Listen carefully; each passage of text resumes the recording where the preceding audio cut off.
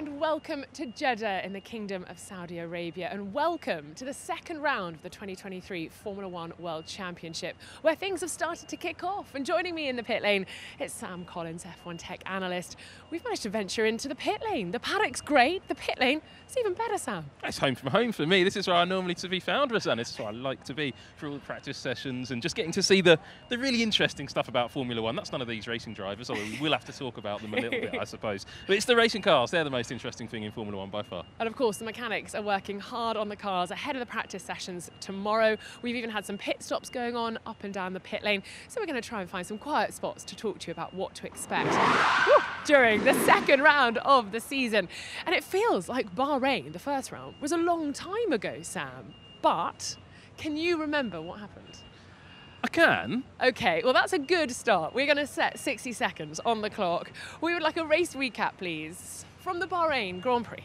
Well, it was another race in the desert, started the season, been a long test, lots of stuff going on. Ferrari, they had some reliability wobbles and they ate their tyres. But the big story wasn't the pace of the Ferrari or the lack of it or how quickly it ate its tyres. It was all about Aston Martin, Fernando Alonso. He was very, very fast in the shiny new Aston Martin. Deep dish side pods, very fun car to watch going around the track, really handles well. Will they be able to beat Ferrari at this track? I don't think they will. However, let's look at Red Bull. So fast, they turned the engine down towards the end of the Grand Prix, dominated everything. Can they be beaten this year? Well, let's hope the wind tunnel test restrictions have really hurt them before the end of the season. Down the back of the field, lots going on. Williams looked really strong, but Logan Sargent, what a brilliant first lap, and I think I've probably run out of time now. Well, I don't know. We'll find out when we edit it. But keep going, just for a little, 10 seconds extra. There was quite a lot more. The pink cars, they weren't as quick as anybody expected. McLaren had a disaster, and the AlphaTauris were essentially anonymous. Okay, perfect. That sounds great.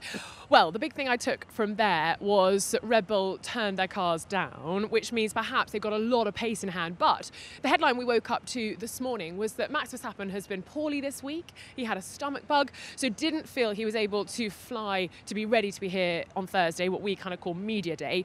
But he apparently is on his way. I assume he might even be here by now. So hopefully he's put that all to one side and he's ready to focus on this weekend where, Sam, they are going to be the ones to beat, surely. Well, they absolutely are the ones to beat, but this Jeddah Corniche circuit is nothing like the Bahrain International Circuit. For starters, this stuff we're standing on right now, the asphalt, it's much smoother than in Bahrain. Bahrain eats tyres even on a good day, and if you're in a Ferrari, that's a bad day. Here in Jeddah, the tarmac is much smoother, it's newer. The track's a little bit different, I think we'll come to that. But that means the tyre degradation isn't going to be so high. So it could be a much closer race for Ferrari to the front of the field. And also, Ferrari, they had better top speed in Bahrain than Red Bull did. And actually, Red Bull have come out and said the Ferrari has a better engine than Honda have produced for Red Bull this year. So Ferrari are looking very good on high average speed circuits. And this is just that, the fastest street circuit in Formula One for now. And of course, street circuits for Checo Perez, that's where he feels very comfortable. Has been super successful on street circuits so far in his career. So another little secret weapon that Red Bull have. But you talked about the Ferrari power unit. Another big headline as we head into this weekend is that Charles Leclerc will take a penalty this weekend for taking a new control electronics.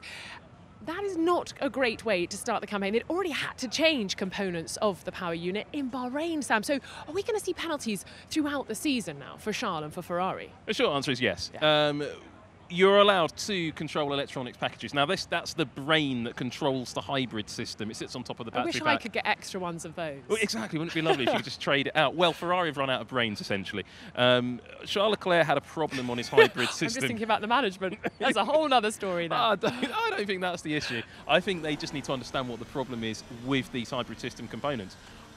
I personally think it's very, very quick for them to have been able to understand what's gone wrong with a control electronic system, which is a whole load of circuit boards that are in a really hostile environment, mounted on top of a battery cell under a fuel tank, in time to come to this race with a completely revised new design. I just think they've probably bolted in a third of the original specification.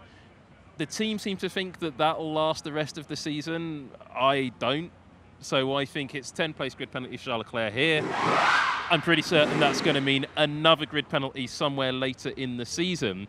But for me, the real question mark now is, what does it mean for the other Ferrari power cars? You've got the two Haas cars, you've got the Alfa Romeos, and of course you've got Carlos Sainz as well. None of them have had hybrid system problems yet, but with Charles Leclerc having so many parts replaced this early on, it has got to be a worry for everybody running a Ferrari. Well, I spoke to Carlos Sainz a little earlier on, and he also said, then there is that little worry that these problems are going to happen on his side of the garage as well. Last year, Sam, we saw Ferrari turning down their power unit because they couldn't run it at full tilt.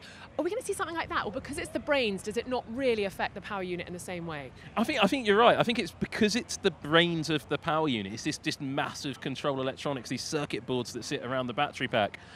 I'm not sure how much of a difference running the power unit hard or easing off like you would with the MGUs or the combustion engine or even the battery pack. I don't think it has such an impact on the control electronics. And there's two sets of control electronics. There's control electronics that control the MGUs, and then there's control electronics that control all the other stuff as well, and the energy flows. So they're both in the same pack, and it's all covered by the same thing. So it's over which bit's broken, why it's broken.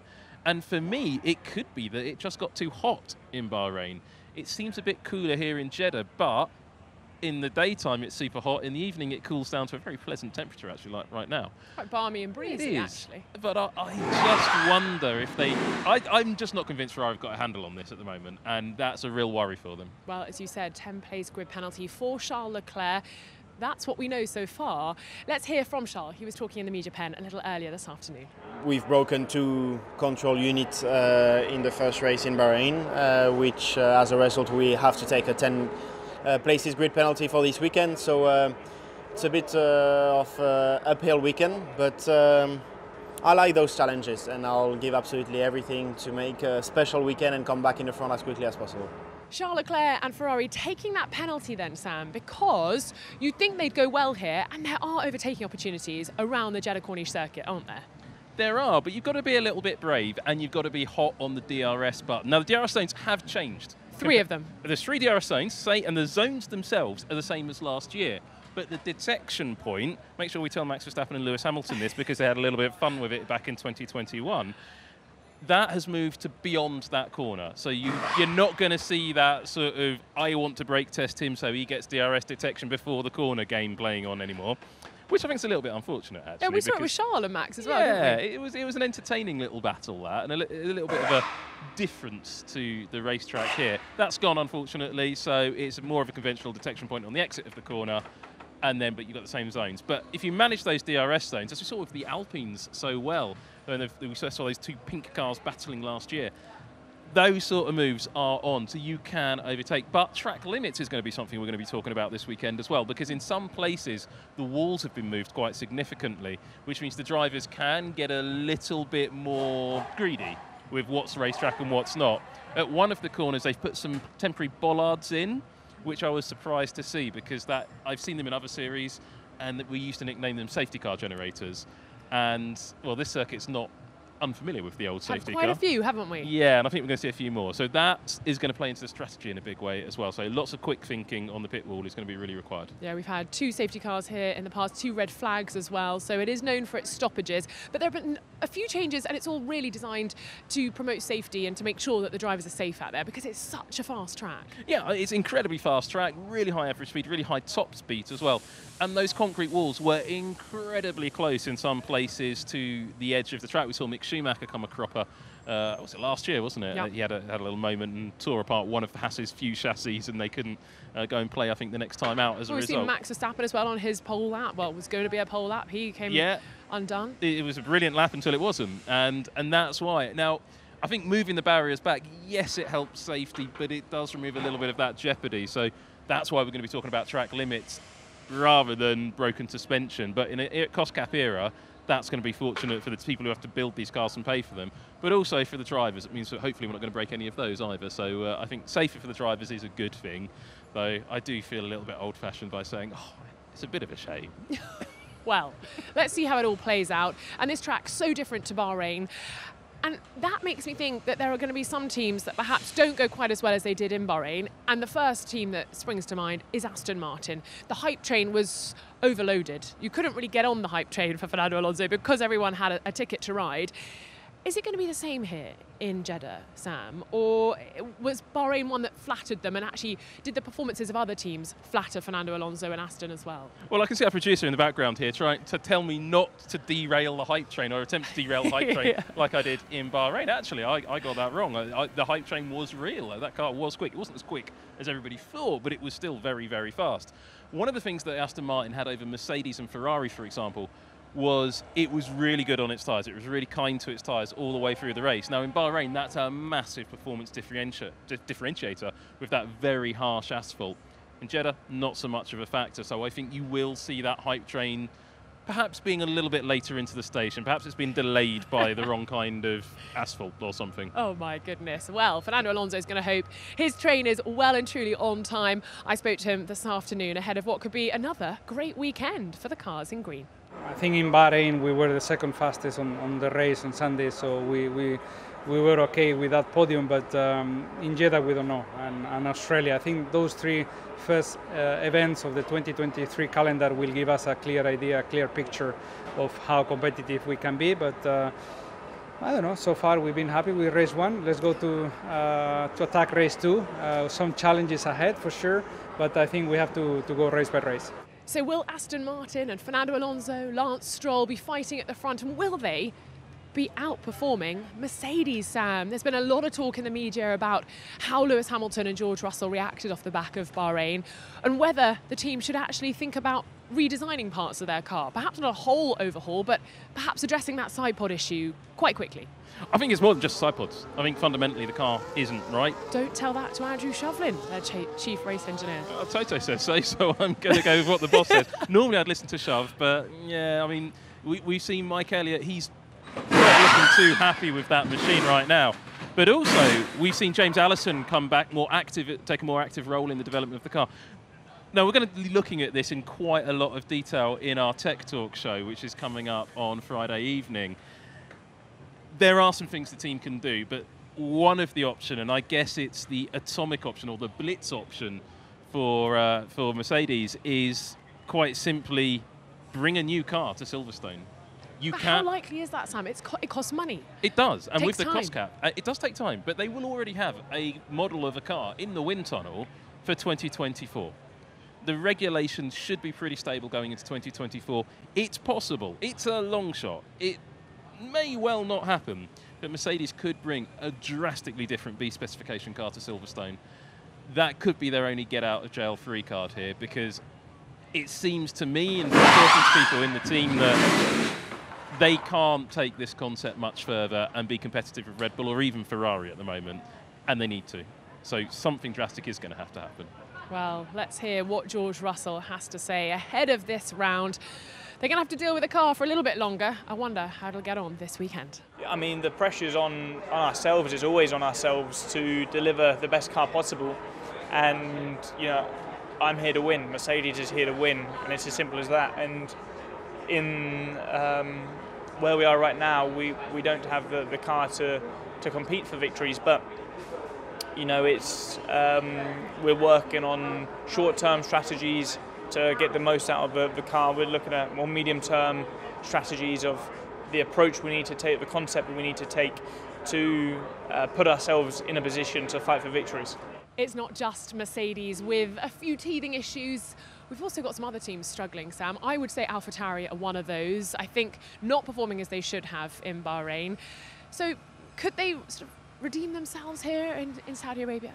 They seem to think it was a setup issue with the car in Bahrain. It's a pretty fundamental setup issue, actually. Last year we saw the AlphaTauri, like the Red Bull, super quick in the speed traps. We didn't see that in Bahrain. So it looks to me like the AlphaTauri's got too much aerodynamic drag, and it just didn't work very well at that racetrack. Now, maybe they'll redeem themselves. I don't think it's down to the drivers.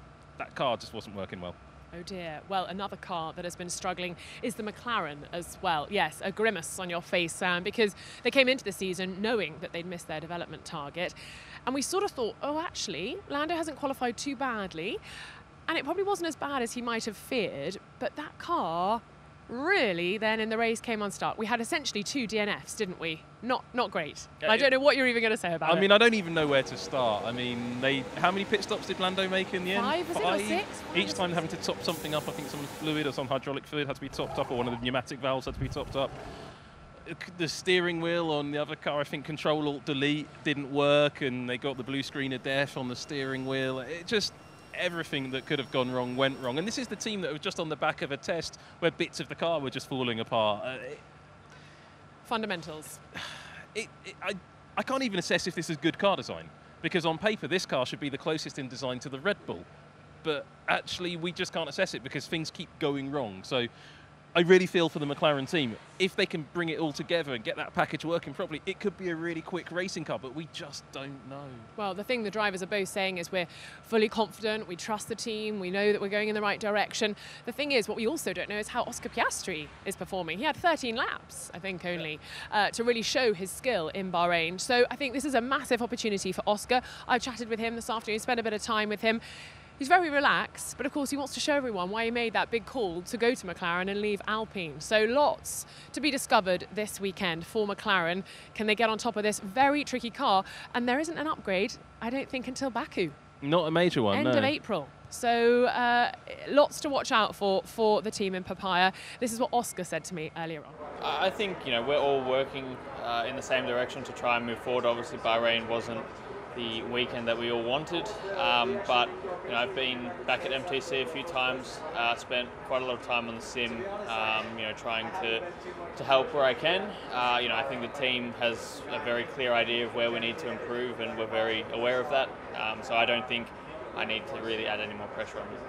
I think it's time for some optimism, Sam, because we've been talking about the team struggling, but I think there are a few who are on the up, and I'm going to put Alpine in that category. I think they perhaps didn't do quite as well as they'd have hoped, or as perhaps we thought they might have done. But Pierre had a good race, starting right at the back and finishing in the points. Do you think there's more to come this weekend, and perhaps a little bit of a better performance coming their way? Well, I think for Pierre, more from him in qualifying, more from the team in qualifying will be really good, because that car has got pace. We know it. Look at what he did. He came from the back all the way through the field. I think there's some reliability concerns about this car, but the car is nice. I think the driver who doesn't want more is his teammate, Esteban Ocon. He doesn't want any more penalties. Retired from the race. That was tough to watch in Bahrain, wasn't it? I think they're even laughing about it. Even Pierre thinks that's funny. That was a really tough one. Yeah, he needs to really get himself back in the game this weekend. So Alpine, ones that perhaps have been a bit of a dark horse because we didn't really see what they had in testing, didn't run the soft tyres. So waiting for more things from them this weekend. As you can see, Pierre is just sort of chilling with his team. It's really nice. Nice atmosphere. He seems to be gelling really well with the team. He does. I mean, it is a French team. They're based in England, but it is a French team. And if you look at who makes the power unit, they're all French people, essentially, based in Paris. I think with an all-French lineup, a few people thought that might get a little bit of Gallic spice going on, and I think we haven't really seen the opportunity for that yet with what happened in Bahrain. Ocon didn't really have a chance to drive the car without the FIA telling him off, and Gasly had to work his way through the entire field. So here in Jeddah, the high top speed of this car could be quite competitive, and I think you could see these two drivers going wheel to wheel with each other for the first time this season, and that could be rather exciting. Oh, it does often get quite spicy with Esteban Ocon and his teammates. Another team that I think we should keep an eye on will be Alfa Romeo. Kind of best of the rest in Bahrain, if you now count it as 4 teams. So Valtteri Bottas doing a good job, but you look unconvinced. Would you say they're best of the rest? Well, I had them in my fantasy Formula 1 team. They're not in my fantasy Formula 1 team anymore. I won't tell you who is, because I don't think you've put yours in yet, so I don't want to give you all the... Yeah, there you go. In our little presenters league, so you haven't done yours yet. Oh, I expected a huge amount more from that car in Bahrain, and I think the team did as well. They looked so good in testing. They looked really composed. The car seemed to be working. The Ferrari power unit is reputed to be the best in the field now. It's got their own gearbox on the back of it. I just think we are going to see more from that team. But right now it's quite hard to see, because right now, which is a little bit unusual, they've got their garage door shut. Now, you see every other team in the pit lane has their garage door open. That's what the regulations state.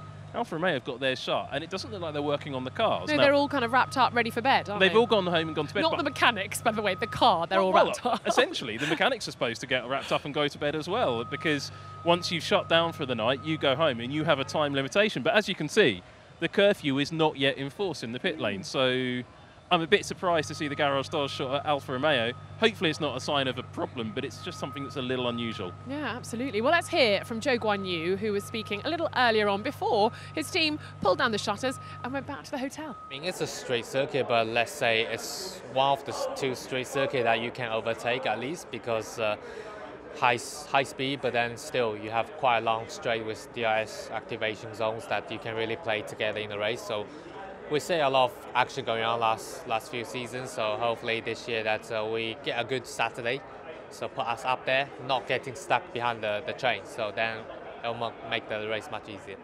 We've come down to pit exit, and it is Williams' turn to do the pit stop practice, Sam, and I have to say, on paper, it looks like they could go better here in Saudi Arabia than they did in Bahrain, and I was impressed with how they went in Bahrain. I don't know about you. I think everybody was. But look, right, Rosanna here, right?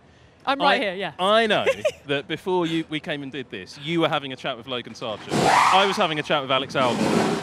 So what did Logan Sargent say to you? Well, do you know what always strikes me with Logan Sargent is he's super relaxed. He's a charming gentleman. He sits down when we're doing an interview and he's like, hello everyone, how are you? Asking nice questions. Which sounds out of the ordinary, but actually, or it doesn't sound out of the ordinary, but actually it's rather lovely. But super relaxed, and that's what I really take away from any time spent with him. For a rookie in Formula One, okay, now with a race under his belt, happy that he ticked everything off in Bahrain, but still relaxed, ahead of what could be a big weekend. This track is a challenge. It's a real monster, but he has raced here before, of course, in the junior categories in an F2. But what did Alex Albon say to you? Because are they saying the same sort of thing, that it could be better for them here? Yeah, absolutely. That's exactly what Alex said, actually. It's like we've had the same conversation. But Alex Albon, I think, makes it the politest driver lineup in Formula One. The two drivers, they are just very polite. But Alex was saying that the car is very much a successor of last year's car. It has very low drag. It's very quick in a straight line. And for that reason, there's certain tracks they expect to be really, really strong on. This is one of them. Bahrain wasn't one of them.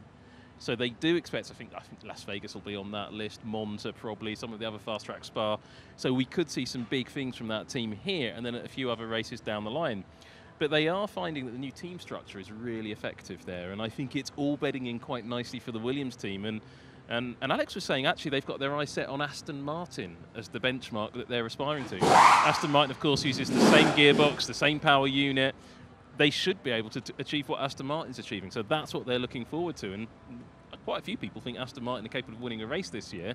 Is Williams capable of winning a race? Alex didn't think so yet, but he does think regular points is on the cards. Well, that is lovely to hear. And just on the wind, obviously, whenever we talk about a Williams car, we always say, oh, it's wind affected. It is breezy here. It's breezy during the day here, and then it will shift. The direction of the wind changes. Is that going to be an issue, do you think, for the cars, and especially Williams this weekend? I'm not sure particularly Williams. It could be an issue for the cars in general. Now, the sensitivities to wind is based on each individual car design. That can change year on year. We know that's been a problem in the past for Williams. I'm not so sure it's a problem now. But the reason that is, we have this completely flat area where Jeddah is, and then the wind can just blow in off the sea into just the desert and the town that's built on the edge of it.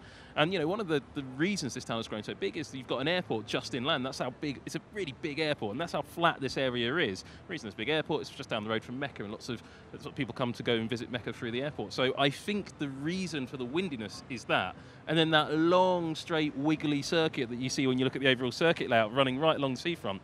If you're a cycling fan, it looks like you're going to see in the Tour de France people forming echelons because the crosswinds could be pretty severe, and you can see the wind blowing now. So yeah, it could be a wind-affected race. The question is, I don't know who it's going to affect. Oh, well, there we go. Yeah. That's a nice answer. Let's wander up to Haas as they continue to pit stop practice. And of course, practice does make perfect in any industry, but particularly in Formula One. Haas. Now, it was nice to see Nico Hülkenberg back in a full-time F1 seat in Bahrain. They were struggling a bit with their tyres in Bahrain, but as we've spoken about, tyre degradation totally different here in Jeddah. So perhaps, Nico told me it was like cutting through butter, his tyres in Bahrain, which I loved. But they're midfield, right? Yeah, they should be. Haas have very much stuck very closely to the Ferrari concept. So it's not a great surprise that they're cutting through the butter, the Pirelli butter. No, they were cutting. Oh, yeah, sorry. I thought cutting through that Pirelli butter. Yeah. Hopefully, coming here, it means the butter's been in the fridge a bit longer. Yeah. So it's a bit harder and doesn't degrade so much. So yeah, this should suit them better, and actually that's bad news for a lot of other teams further up the grid, because a strong Haas, and we know they can be quite strong, with 2 strong drivers. I think one driver didn't perform as well as we expected last time out. Teams like AlphaTauri, teams like Williams in particular, Haas are a real threat, and I think that's something that we're going to see a bit more of now. And the team seem to be a bit more focused on technical development in season. Now, I don't know if I haven't noticed anything new on the cars because they're in pieces at the moment, but I do think we are going to see more from Haas as well this race, and that could be an American cat amongst the rest of the grid pigeons. And also, Nico Hülkenberg needs to stay out of trouble on that first lap, but it's a hectic one here in Jeddah. Let's hear it from Nico ahead of the Saudi Arabian Grand Prix. So obviously Bahrain, the Sunday was very much hampered by that contact on lap 1, and then kind of my race was game over before it even really started, so that was a shame. But I believe we are. It's a very tight midfield, and small things can have a big impact and make a big difference. And that's why it's important, you maximize what you have and use every opportunity. There you go then, 10 teams, 20 drivers spoken about, analysed. It's time to predict, though, how everyone is going to get on this weekend. Sam, have you got your podium ready for me? I mean, they're famously accurate. I mean, I always get this right, so yes, I do. Go on, then. Max Verstappen is going to win the Grand Prix. Chased home gainfully and willingly by his teammate, Sergio Perez. But the 3rd position is going to go to Carlos Sainz in the Ferrari. Okay, and you say willingly. Does that mean some team orders are going to be playing out, or Checo's just got to slot into P2? I'd like to see. Your predictions haven't got that detailed. Okay. Right, I'm going to do mine. Go on. Is that okay? No, I want to know. Okay, I think I'm going to go for Checo Perez. He's a street circuit specialist. I think, why not? Red Bull have obviously got a cracking car. So I'm going to go Perez, then I'm going to go Verstappen, hopefully recovered from that stomach bug. And then, I think I might join you on the Carlos Sainz train. There we go. Let's hope no reliability issues and that everyone can just race their hearts out on the streets of Jeddah. Because that's what we want, isn't it, Sam? That's absolutely right. And this circuit is designed for great racing. I think it's going to deliver it. I do think it's going to be unpredictable. And I do think my prediction is wrong.